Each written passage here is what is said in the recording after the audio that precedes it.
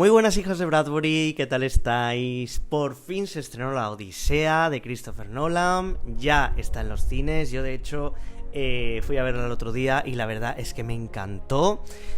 Pero hoy no vamos a hablar de La Odisea de Nolan, vamos a hablar de La Odisea de Homero. Y yo sé que muchos de vosotros pues habéis visto vídeos estos días nutriéndoos de esa información que ofrecen las redes, YouTube, Instagram, para TikTok, para poder conocer acerca de los personajes, de cómo está diseñada la Odisea. La verdad es que, bueno, he visto de todo. Ya estuve hablando en otro vídeo que subí el otro día sobre la polémica de Helena de Troya, de Aquiles, bueno, en fin. Yo creo que esto es algo que nace con las películas, con las obras de arte. El arte siempre está sujeto a todo tipo de polémicas y de este tipo de cosas. Pero hoy vamos a hacer algo diferente y es hablar sobre, primero, los personajes, para ponernos un poco en situación. Quién es quién, cómo se relaciona uno con el otro, si pertenece a Grecia, Troya, cómo interactúan entre ellos, si es hijo, si es padre, si es madre. Siempre desde un punto de vista un poco superficial, porque claro, a mí ya sabéis que me gusta mucho relacionar un personaje con otro y luego con una trama, pero el vídeo nos quedaría eterno y tampoco es el objeto central del podcast de hoy, así que vamos a dedicar un buen rato a hablar de cada personaje, con quién está vinculado y qué función va a tener, sobre todo principalmente en la Odisea, aunque sabéis que la guerra de Troya siempre es inherente a la Odisea. Y luego vamos a comentar los conceptos griegos, valores y recursos narrativos que encontramos en el poema de Homero, que son bastantes, aunque nosotros nos vamos a centrar en 4. Nos vamos a centrar en el nostos, es decir, la vuelta a la patria. Ya sabéis que Odiseo vuelve a Ítaca después de muchísimos años, 20. La ibris o el orgullo, la soberbia, que también vamos a relacionarlo con otros ejemplos, como por ejemplo algunos que encontramos en el imaginario cristiano. La nequia, que es esa invocación, esa consulta a los muertos que Ulises tiene que hacer para ver qué le depara el futuro, que muchas veces se relaciona con esa idea de bajada a los infiernos, que también vamos a relacionar con otras artes y con otros personajes. Y acabaremos con el más interesante de todos, que es la anagnórisis, es decir, el reconocimiento, porque Ulises llega a Ítaca, vuelve a Ítaca vestido de mendigo, disfrazado por culpa de Atenea, que lo disfraza, ¿no? Pero esto es también una prueba para saber quién ha sido leal todos estos años y quién no. Y el reconocimiento por parte de sus seres queridos, esa anagnórisis, va a ser lo que marque un antes y un después en su ascenso, reconquista de su patria. Vale, y cada personaje lo va a reconocer pues de una forma. Coged palomitas, subrayartitos, poneos cómodos porque tenemos para un buen rato, pero vamos a hacerlo todo desde un punto de vista, ya sabéis, siempre divulgativo, comentando cosas que, bueno, más o menos sabéis y controláis para que la información nueva pues se asiente mejor, y siempre con el objetivo de aprender y también pasarlo bien, echar un buen rato y aprender algo pues digamos que denso, de una forma pues bastante amena. Antes de entrar en materia, establezcamos una genealogía, o al menos un cuadro de relación, como hemos dicho antes, entre los personajes que aparecen en la Odisea, y algunos que no aparecen pero que son claves, o su importancia es muy relevante para entender todo lo que pasa en la historia del mito. Para ellos partimos de un personaje que todo el mundo lo conoce, o al menos hemos oído hablar de ella, por su impacto cultural, literario, cinematográfico. El bagaje que tenemos de Helena de Troya es impresionante. O Helena de Esparta, ya que es conocida de ambas formas y luego vamos a ver por qué. No me voy a extender mucho sobre cada personaje porque hay mucho que hablar de cada uno, la bibliografía que manejamos es inmensa, pero sí vamos a decir que fue considerada la mujer más bella del mundo. La versión más extendida cuenta que era hija de Zeus, y ahora veréis.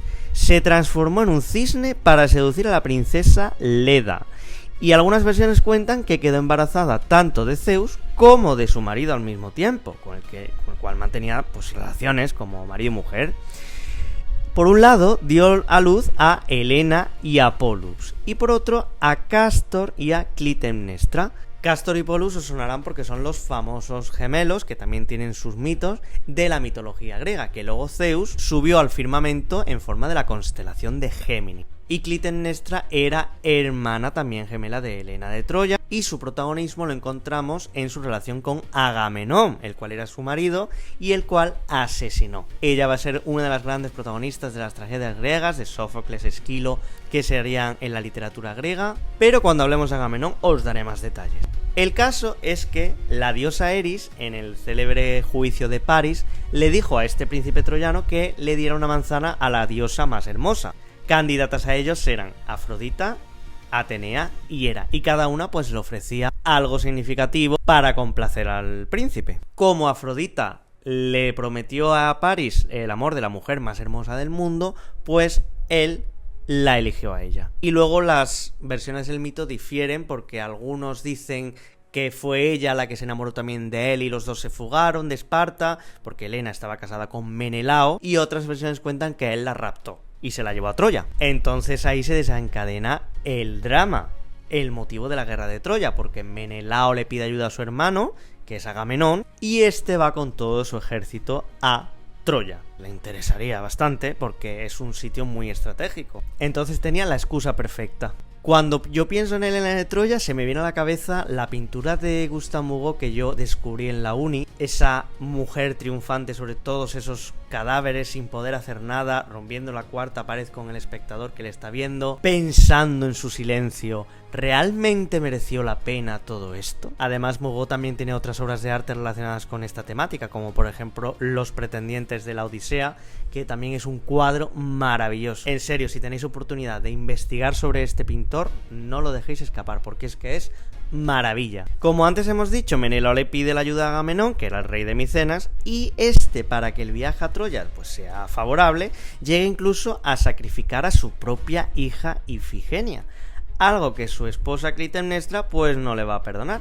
Y a partir de aquí las versiones, sobre todo las de los autores trágicos como Sófocles, Esquilo, etc., cuentan el mito desde perspectivas diferentes. Cuando Agamenón vuelve de la guerra de Troya, su esposa acaba con él con la ayuda de su amante Egisto, y también se carga a la esclava que se había traído a Agamenón de Troya, que no era nada más y nada menos que Casandra, que era la hermana de París y de Héctor, los príncipes de Troya, hijos todos, entre otros, de Príamo y Hécuba. Orestes, el hijo de Agamenón, sería el encargado de vengar la muerte de su padre con ayuda de su otra hermana, Electra. Por eso yo decía de que hay que situarnos un poco de quién es quién y de cómo se llama cada quien, porque sí es verdad que nos suena Helena de Troya, Menelao, Agamenón, Clitemnestra, pero muchas veces no sabemos que ambas mujeres eran hermanas y ambos hombres eran hermanos, y Clitemnestra estaba casada con Agamenón y Helena estaba casada con Menelao, hermanas con hermanos. Entonces por eso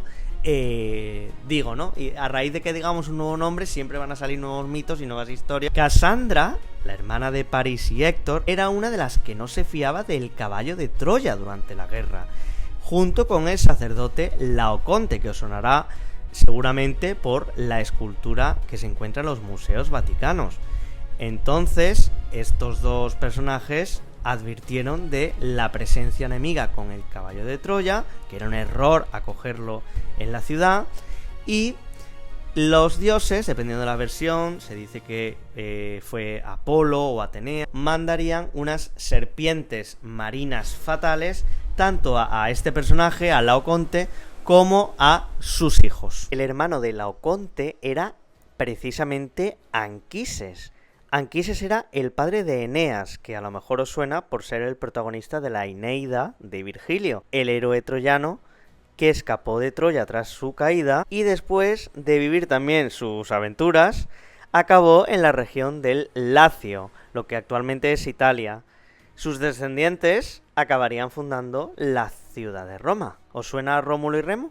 Héctor también os sonará. Bueno, hemos dicho que es el hermano de París y de Casandra, y es el hijo del rey Príamo y de la reina Hécuba de Troya, y asesina por error a Patroclo, que está muy unido a Aquiles. De hecho es la razón por la que éste vuelve a la batalla, y cuando lo mata, se venga por la muerte de Patroclo, Aquiles ata el cadáver de Héctor a su carro y no tiene otra cosa mejor que hacer que darle vueltas con el caballo a extramuros para humillar el linaje troyano. Después sería el rey Príamo el que acudiría al campamento para suplicarle a Aquiles que le devuelva el cadáver de su hijo. La guerra de Troya trae muchísimas desgracias, la muerte de muchos personajes y la gloria también de otros, pero cuando acaba, cada uno se va a su casita. Agamenón vuelve a Micenas, donde pues esperará su propio drama familiar con su esposa y el amante, y luego la venganza de su hijo, que anteriormente hemos contado.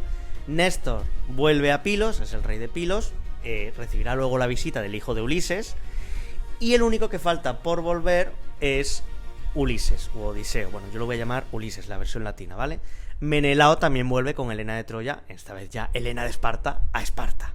Y también recibe la visita de Telémaco, como vamos a ver en la primera parte del poema homérico. La Odisea, como todos sabemos, es un poema épico, una epopeya, escrita supuestamente por el mismo autor que la Ilíada, un tal Homero, y es una de las grandes obras de la literatura universal. Formalmente se divide en 24 cantos, tiene una estructura externa de 24 cantos, y podemos organizarlos internamente en 3 partes, ¿no?, temáticas. La primera sería la telemaquia, que va a ser el viaje de Telémaco hacia Pilos y Esparta para saber de su padre, del paradero de su padre, si sigue vivo. Luego tendríamos los viajes de Odiseo contados por él mismo. Luego ya veremos cuando estemos contando el argumento cómo todo esto se entrelaza, porque pasamos de un escenario a otro. Y la última parte sería el regreso a Ítaca para hacerse cargo de la amenaza de los pretendientes. Insisto en que leer épica no es tarea fácil. De hecho, yo casi nunca la leo. O sea, yo, por ejemplo, me acuerdo de leer el poema de Miocid y ser bastante denso. Lo que pasa es que en nuestro caso es bastante emotivo, pero la Odisea está siempre llena de epítetos y está llena de recursos que hacen la lectura no precisamente amena. Se pensó para ser recitada y cantada por los aedos, que eran autores de las mismas, y normalmente acompañaban estos poemas cantados con un instrumento musical. Y los rapsodas, que son de una época más tardía, pero bueno, básicamente tienen la misma función. Lo único que ellos recitaban los poemas de otros. Un recurso que encontramos muy característico es el epíteto, que es una técnica que consiste en una fórmula léxica que resalta alguna característica del héroe, el dios o el personaje del que estamos hablando. Por ejemplo, Poseidón, sabemos que se llama Poseidón, pero el poema también se refiere a él como el que sacude la tierra, porque era el dios de los océanos. Entonces, cuando aparezca este epíteto, esta fórmula de el que sacude la tierra, pues siempre vamos a caer en la cuenta de que se refiere a Poseidón.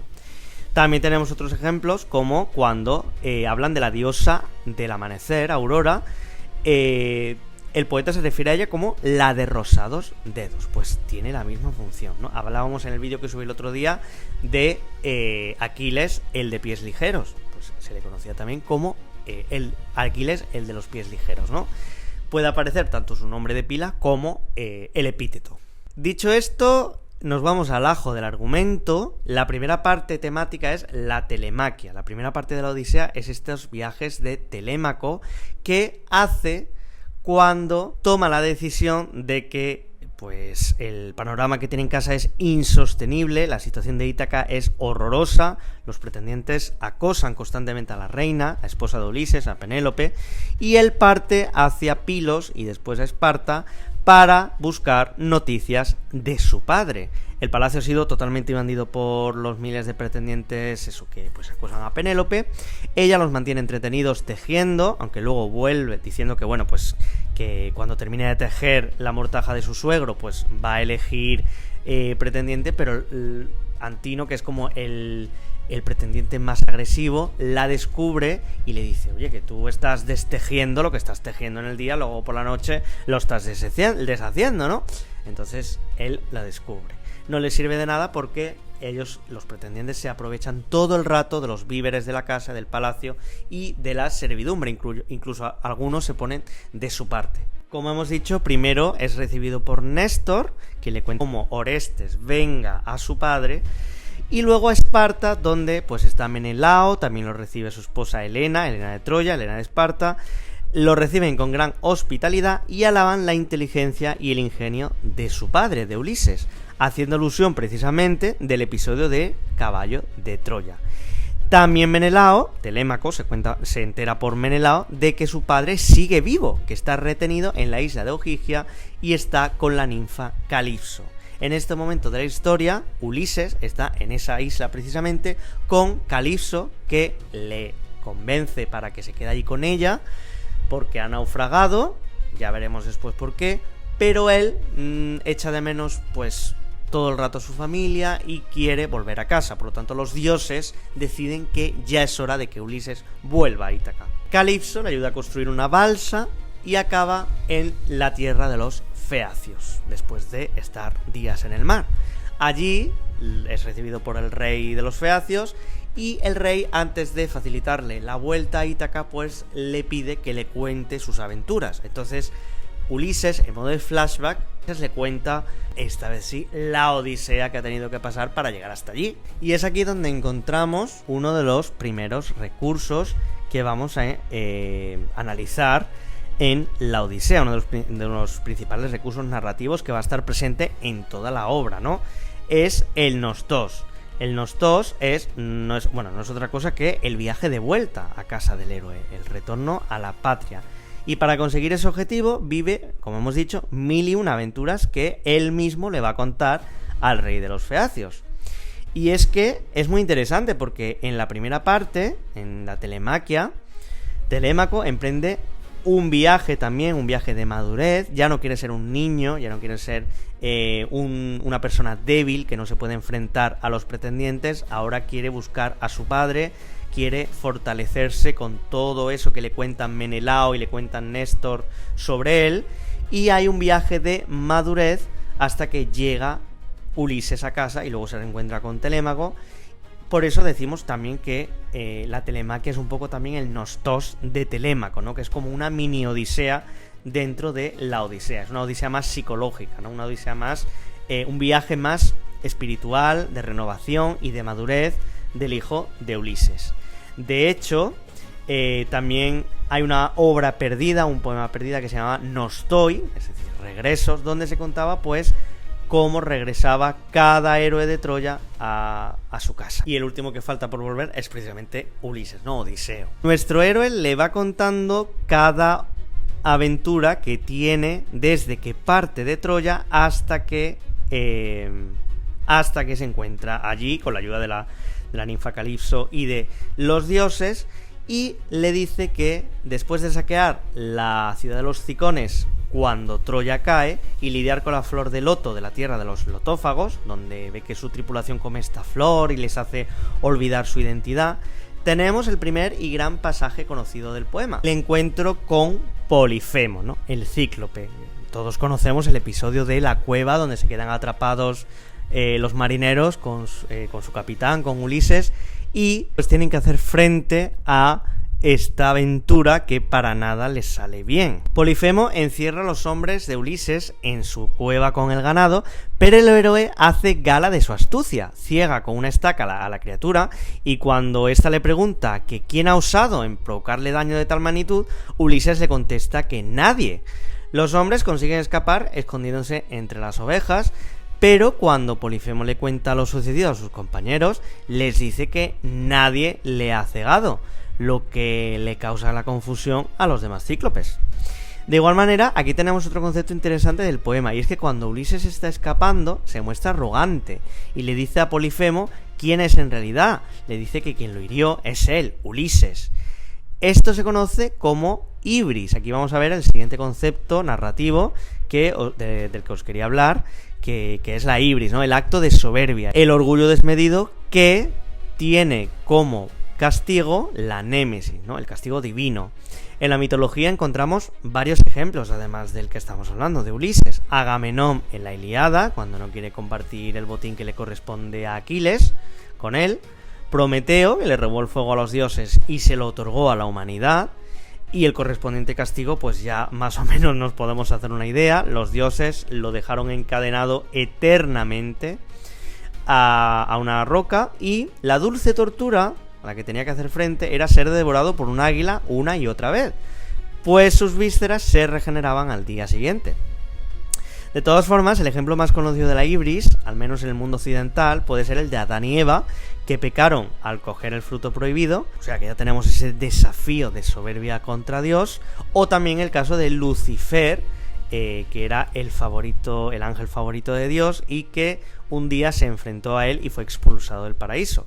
También la Torre de Babel, cuya soberbia colectiva de querer alcanzar a Dios acabó originando todas las lenguas que conocemos hoy, porque el castigo precisamente fue que los hombres no volvieran a entenderse entre sí. Volvemos a la Odisea, después de una visita a Eolo, el cual le regala un saco a la tripulación con todos los vientos adversos. Estos son demasiado ambiciosos y quieren ver si hay oro en la bolsa que le ha dado este personaje, a pesar de que él les ha dicho que en el saco están todos los vientos y precisamente el que les llevará a Ítaca, pero bueno, la tripulación es demasiado ambiciosa, abre la bolsa entera y esto provoca una gran tempestad que les llevará a la isla de los Lestrigones. Los Lestrigones son una especie de gigantes que acaban con la mayor parte de los barcos debido a su brutalidad cuando pues estos marineros luchan contra ellos. Todo ello desembocará en Circe. Posteriormente Ulises y su tripulación se encuentran con Circe. Esta hechicera convierte a todos los marineros en cerdos, menos a Ulises, porque está protegido por una hierba que le da el dios Hermes, el mensajero de los dioses. Esto es lo que se conoce también como Deus Ex Machina, ¿no? Que básicamente estudia de suerte y un dios todopoderoso te salva el culo, porque sí. Bueno, Circe anima a Ulises a seguir su camino, pero antes le dice que viaja a la frontera de la Tierra de los Muertos, a hablar con el adivino Tiresias y obtener respuestas. Este es uno de los episodios más profundos y emotivos del poema. Ulises se encuentra también con el alma de su madre, también se encuentra con Aquiles, con Agamenón, y Tiresias le advierte de que eviten Trinacia, que es el sitio donde está el ganado del dios Helios, el dios Sol, pastando, y que por favor que no vaya, o si no la desgracia le perseguirá. Quedaos con esto para luego después. Ulises viaja a las fronteras del Hades y aquí hay otro recurso narrativo que es muy popular también en la mitología griega, en la literatura griega, que es la nequia o la invocación de los muertos para algún ejercicio de adivinación, lo que normalmente se conoce como nigromancia. La nequia no tiene por qué implicar un descenso físico al inframundo, porque Ulises solamente los invoca. Cuando hay una implicación de un descenso geográfico, ya fuera pues una roca que te lleva al Hades, ¿no? O algo similar, pues estaremos hablando de catábasis, que posiblemente también puede explicarse como algo psicológico, ¿no? Como un descenso a los miedos, a la superación de los propios fantasmas que tenemos nosotros en nuestra mente, ¿no? Puede ser también una idea de catábasis interesante. La catábasis más popular que tenemos en la mitología es la de Orfeo Eurídice. Tras perder a su amada, Orfeo le pidió a los dioses de los muertos, Perséfone y Hades, que si podían recuperarla. Solo le pusieron una condición, y es que mientras iban saliendo del Hades, él no podía volverse para observar que ella iba detrás, pero no le hizo caso y los muertos, las sombras, se las llevaron para siempre. Otros personajes, ya en el cristianismo, como Jesucristo o el propio Dante en la Divina Comedia, descienden a los infiernos. Tras viajar al Hades y obtener respuestas por parte del adivino Tiresias, Ulises sigue su viaje y digamos que se complica cada vez más. Tenemos el episodio también muy conocido de las sirenas, otro episodio de la Odisea muy famoso, donde encontramos que las sirenas, pues este tipo de personajes, este tipo de criaturas, su canto es fatal para quien lo oye, por lo que manda a su tripulación que se taponen los oídos con cera y que él mismo se ate al mástil del barco para resistir la tentación. Tras salir con vida de dicho canto, los marineros tienen que hacer frente a más adversidades, en este caso a las criaturas marinas Caribdis y Escila, en lo que se ha identificado como el estrecho de Mesina. Circe, antes de partir, les había aconsejado evitar a Caribdis, que era un monstruo marino que adoptaba la forma de un remolino de agua y se tragaba todo a su paso, porque de lo contrario, si elegían pasar por allí, pues todos perecerían. Era mejor seguir la travesía por las rocas, por los acantilados, y que el monstruo Escila, que era un monstruo con muchas cabezas, devorara solo a 6 de esos hombres. Ulises tiene que decidir y comprender que algunos males pues son inevitables, por lo que elige el menor. Es decir, elige a Escila. Después llegan, ¿os acordáis?, a la isla del dios Helios, donde su tripulación pues se zampa al ganado del dios, aunque los hombres le habían prometido a su capitán que no tocarían a las vacas. Pero da igual, ellos lo hacen porque tienen hambre, prefieren morir por la furia de los dioses que morir de hambre, y lo hacen. Ulises había cedido posiblemente para evitar un motín, pero bueno, las cosas pues no acaban saliendo como esperaba. Era previsible que los dioses enfurecen, Zeus destruye el barco con un rayo, naufragan, todos mueren y Ulises acaba en la isla de Calipso. Cuando termina de contar esta fascinante historia, el rey de los feacios, que debió de quedarse, alucinando de todo lo que había pasado al pobre, devuelve a Ulises a su Ítaca natal. Y este viaje final, ya en el último tramo, menos mal, está marcado por el recurso de lo que hablábamos antes de la anagnórisis, es decir, el reconocimiento del héroe por parte de los demás personajes. Ellos tienen que darse cuenta que es él, que es Ulises, aunque haya pasado tanto tiempo. Hay que recordar, partimos de que Atenea lo convierte en mendigo para pasar desapercibido. Una vez allí se reencuentra con Eumeo, que es el señor, el pastor que estaba a cargo de su ganado, y Atenea pues le explica la situación de los pretendientes a Ulises, de que el palacio ha sido invadido y que hay que elaborar un plan.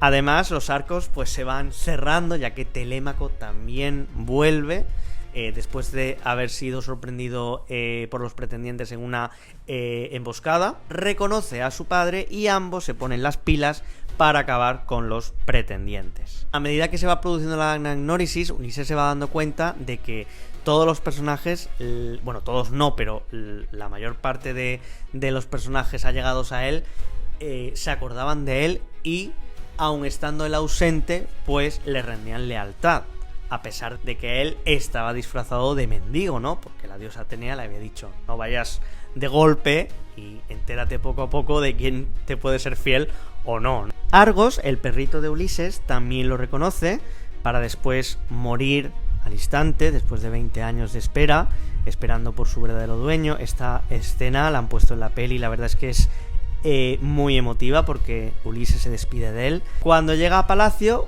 Ulises es reconocido por su nodriza Euriclea, porque se pone a lavarle los pies y se da cuenta de que este mendigo posee una cicatriz en la pierna, que es la que le había dejado a Ulises un jabalí cuando de joven iba de caza. Entonces la anagnórisis en este caso está vinculada a una sema, es decir, a una señal, a un símbolo de reconocimiento del héroe. La anagnórisis más importante, pues obviamente va a ser su propia esposa. Harta de los pretendientes, Penélope organiza un recurso de arco y afirma que se casará con el que pueda tensar dicho arco y atravesar con una flecha los 2 anillos de hachas dispuestos en el salón. Por supuesto, ningún pretendiente, os podéis hacer la idea de que no lo consigue. El mendigo, Ulises disfrazado, pide intentarlo, pero bueno, como nadie sabe que es él, todos se burlan del viejo que quiere intentar tensar el arco, y en ese momento lo consigue. Ulises se revela, además deja su musculatura a la vista, ¿no? La fuerza con la que puede hacer lo que Penélope está requiriendo, mata a los pretendientes y castiga a los criados traidores. Sin embargo, Penélope como que sigue desconfiando de ese hombre que acaba de llegar del mar, que dice ser su marido. Bueno, pues Ulises demuestra una vez más su ingenio, diciéndole que el secreto que guarda el lecho matrimonial, el cual construyó él mismo, es que fue fabricado a partir de un olivo. Y todo esto es súper poético, porque el olivo es uno de los símbolos de Atenea, ¿no? Penélope pues finalmente lo reconoce. La obra termina con una última anagnórisis, bueno, que tampoco incide mucho, que es el padre de él, el Laertes, el padre de Ulises, que lo reconoce cuando ve la cicatriz también. Bueno, es algo que ya se repite. Y Ulises le dice que los árboles que tiene en el huerto, pues algunos se los había regalado él antaño, y entonces Laertes se da cuenta de que es su hijo. De todas formas, parece que la acción otra vez va a volver a encenderse porque la familia de los pretendientes que ya han muerto, que ya Ulises los ha asesinado, pues quieren venganza, pero los dioses intervienen e instauran el orden de nuevo y así acaba la famosa epopeya. Entonces, como vemos, la Odisea no es solamente una obra donde intervienen héroes, dioses, donde todo el rato están los epítetos alabando al héroe. De hecho, en la película se ve muy bien cómo el bardo, ¿no? el rapsoda, pues está todo el rato alabando las aventuras de Ulises y la figura del héroe, ¿no? Se ve muy bien en el banquete que tiene lugar al principio de la película. Porque básicamente es eso, ¿no? La gente, los protectores de esa tradición oral, pues hacían eso, ¿no? Componían y luego pues expresaban de forma oral sus versos, que todo esto se va a relacionar en la tradición posterior con muchísimas cosas, como por ejemplo los libros de caballerías, ¿no? Donde los amantes pues siempre se vuelven a reunir, el héroe siempre vuelve a casa y todo acaba bien.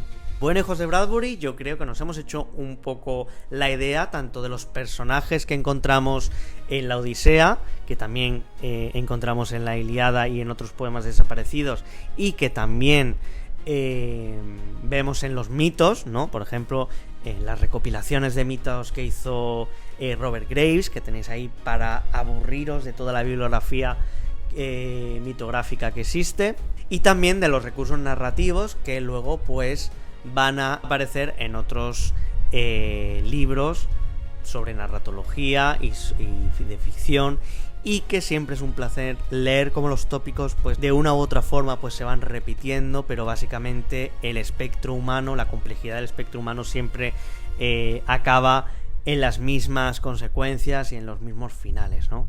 Os animo a ver la peli, os animo a... Está muy bien, la verdad, es bastante fiel al libro, aunque hay cositas pues que Nolan ha simplificado, como por ejemplo, momento spoiler si no queréis verlos.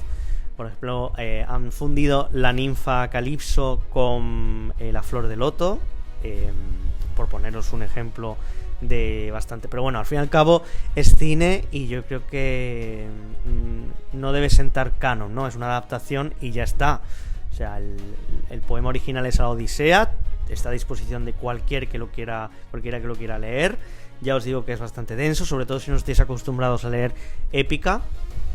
Y nada más, que disfrutéis el cine como lo que es una adaptación, cuando la película está realizada en base a una obra literaria, y que es una opción más, una perspectiva más para ver la historia, ¿no? Pero nunca sustituye a la obra original, y no tampoco nos tenemos que poner como locos ni entrar en polémicas porque cambien a uno u otro personaje, ¿no? Cuando el canon verdadero está en la obra. Dicho esto, surertitos, hijos de Bradbury, nos vemos en el siguiente podcast. Hasta aquí mi aportación a este mundo odiseico, que obviamente tenía que ser literario y narrativo. Así que nada, ser felices y nos vemos en el próximo podcast. ¡Chao!